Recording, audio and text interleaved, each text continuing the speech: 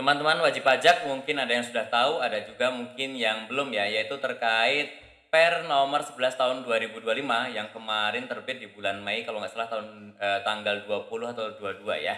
Nah, seperti ini ya. Jadi ini mengatur seputar pajak penghasilan, kemudian pajak pertambahan nilai dan juga untuk penjualan atas barang mewah, biaya materai dan lainnya terkait Kortek. Jadi ini sebenarnya kalau misalkan nggak baca ini mungkin teman-teman yang udah jago Kortek juga sebenarnya udah tahu ya kurang lebih seperti apa. Tapi ini secara aturan ditulis dalam per ini ya. Teman-teman bisa cek aja ke bawah. Tapi teman-teman kalau misalkan baca sih sebenarnya harusnya udah paham kalau yang sudah sering menggunakan Kortek ya. Ini hanya petunjuknya aja ya.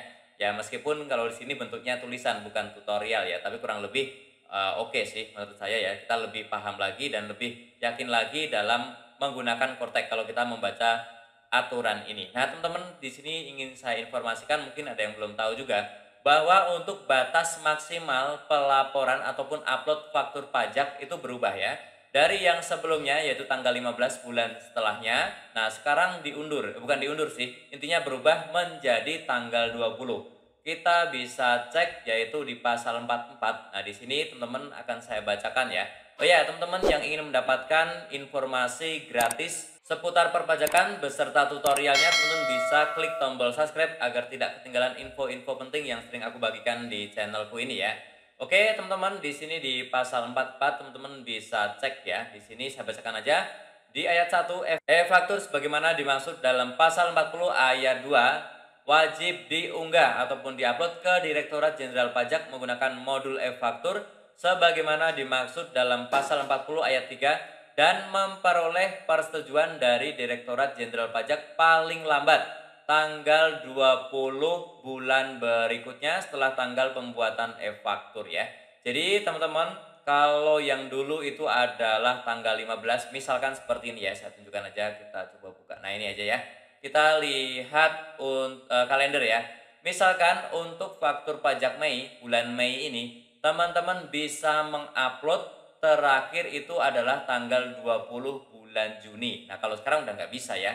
Nah, intinya kalau yang bulan Mei, teman-teman batas uploadnya adalah tanggal 20. Kalau sebelumnya adalah tanggal 15 ya, sekarang adalah tanggal 20. Nah, teman-teman ini bisa dibaca selanjutnya ya. Contohnya ini, persetujuan dari Direktorat Jenderal Pajak sebagaimana dimaksud dalam ayat 1 diberikan sepanjang e-faktur diunggah ataupun diupload dalam jangka waktu sebagaimana dimaksud pada ayat 1. Intinya kalau lebih dari tanggal 20 ya sudah tidak bisa lagi. Kalau lebih dari tanggal 20 artinya nanti kalau misalkan misalkan salah sistemnya, dianggap bukan faktur pajak ataupun faktur pajaknya dianggap cacat ya. Jadi pastikan teman-teman untuk faktur pajak contohnya bulan Mei tahun 2025 maka wajib diupload maksimal adalah tanggal 20 ya. Ini udah ada kelonggaran ya, mundur 5 hari seperti itu. Nah, ada pertanyaan bagaimana kalau tanggal 20 itu libur? Ya kalau libur ya silahkan jalan-jalan. Maksud saya kalau misalkan libur ya tetap harus tanggal 20 teman-teman. Jadi teman-teman harus kerjakan sebelum tanggal 20 ya. Seperti itu, libur nasional ataupun apapun ya.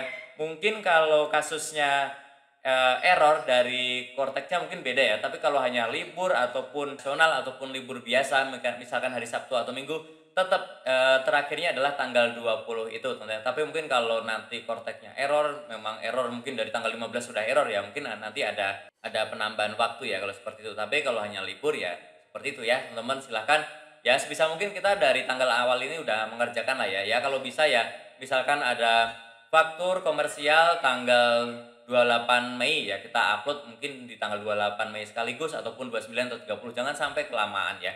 Kan kita harus menagih juga ya, menagih ke rekanan kita. Nah, segera dibuat aja ya agar tidak terlambat ya. Oke, yang terbaru seperti itu. Jadi yang sebelumnya tanggal 15 batas uploadnya sekarang menjadi tanggal 20 bulan berikutnya. Dan tentunya masih banyak lagi sih yang akan aku bahas ya untuk per ini ataupun untuk peraturan pajak yang lain termasuk update-update seputar Kortek ya. Teman-teman silakan tekan tombol subscribe agar tidak ketinggalan info penting lainnya ya. Dan juga yang masih bingung boleh langsung saja bertanya di kolom komentar. Yang lebih pintar juga boleh ya mengkoreksi apa yang saya sampaikan ataupun juga memberikan jawaban ke teman kita yang lainnya ya. Semoga bermanfaat. Sampai jumpa di video selanjutnya. Terima kasih.